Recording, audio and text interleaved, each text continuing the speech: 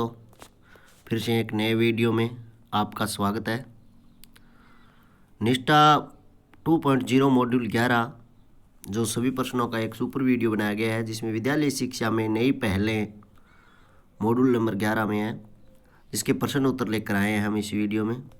अगर आप हमारे चैनल पर नए हो तो रेशमा ऑफिशियल यूट्यूब चैनल को सब्सक्राइब कर लें, ताकि निष्ठा से संबंधित सभी प्रॉब्लमों का सॉल्व आपको आसानी से यहाँ प्राप्त हो जाएगा।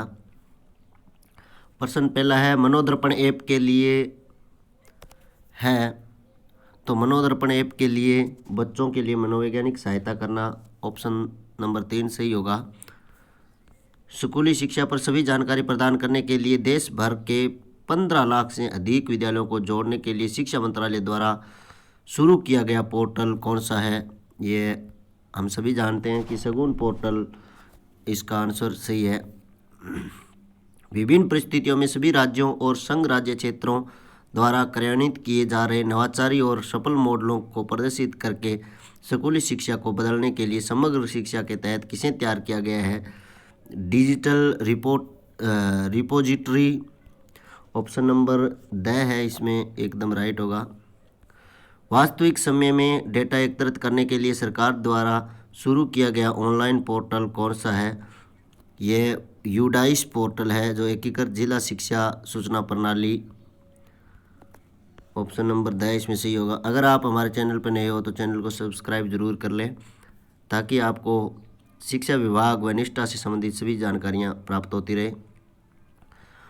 पुनर्निर्मित समग्र शिक्षा के तहत कस्तूरबा गांधी विद्यालय बालिका विद्यालय का उन्नयन किया गया है। ये कौन सी कक्षा के लिए है? ये कक्षा 6 से 12 के लिए KGV का उन्नयन किया गया है। समग्र शिक्षा योजना का विजन क्या है? समग्र शिक्षा योजना का विजन है, ऑप्शन नंबर शिक्षा के लिए सतत विकास लक्ष्यों SDG के अनुसार प्री स्कूल से उच्चतर माध्यमिक स्तर तक समावेशी और समान गुणवत्ता वाली शिक्षा सुनिश्चित करना। यूडाइस का पूरा नाम क्या है?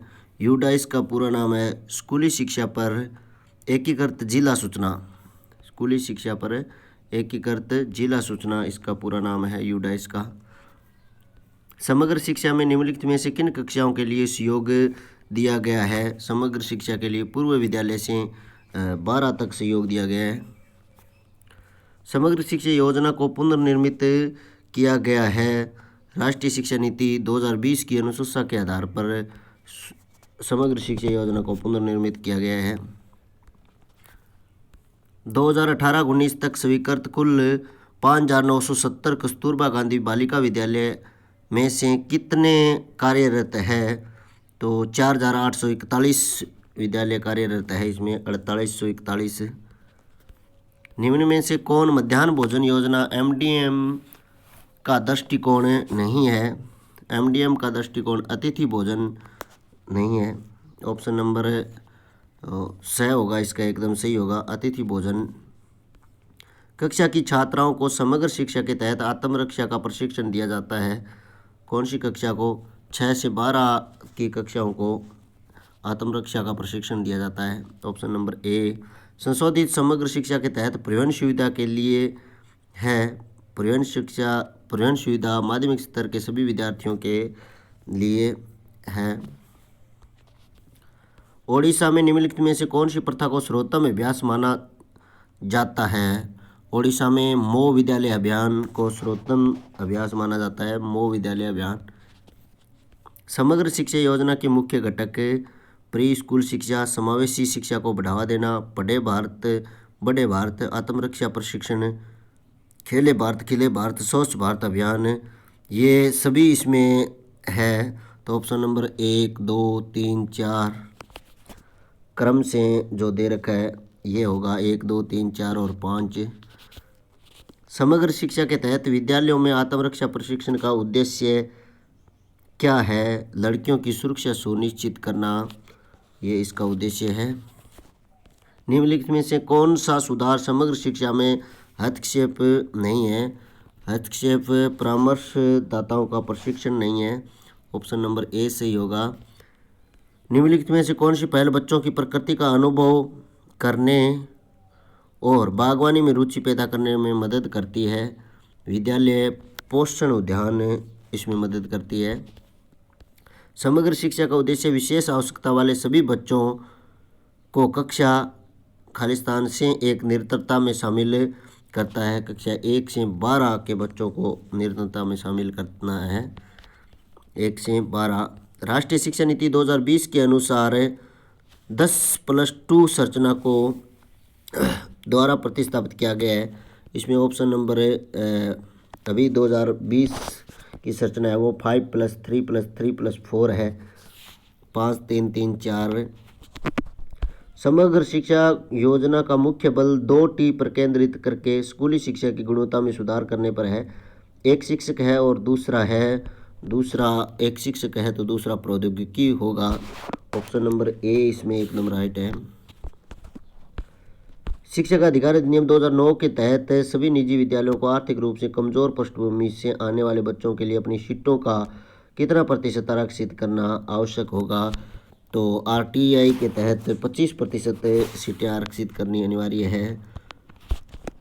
समग्र शिक्षा में व्यावसायिक शिक्षा के लिए सहायता के लिए है सरकारी सहायता प्राप्त विद्यालय। इसमें ऑप्शन नंबर होगा सरकारी और सरकारी सहायता प्राप्त विद्यालय। केंद्र प्रायोजित योजना CSS ऐसी योजना है जो सरकारों द्वारा कार्यान्वित की जाती है लेकिन सरकार द्वारा बड़े पैमाने पर वित्त पोषित होती है। इसमें राज्य, संघ राज्य, क्षेत्र और केंद्रीय आएगा। राज्य, संघ राज्य, क्षेत्र और केंद्रीय ऑप्शन नंबर सी। समग्र शिक्षा एक एकीकृत योजना है जिसमें सरकार की 3 पूर्ववर्ती केंद्र प्रायोजित योजनाएं हैं। इसमें सबसे पहले SSA आएगा, सर्व शिक्षा अभियान, और फिर आएगा राष्ट्रीय माध्यमिक शिक्षा अभियान RMSA, फिर मध्याह्न भोजन MDM आएगा।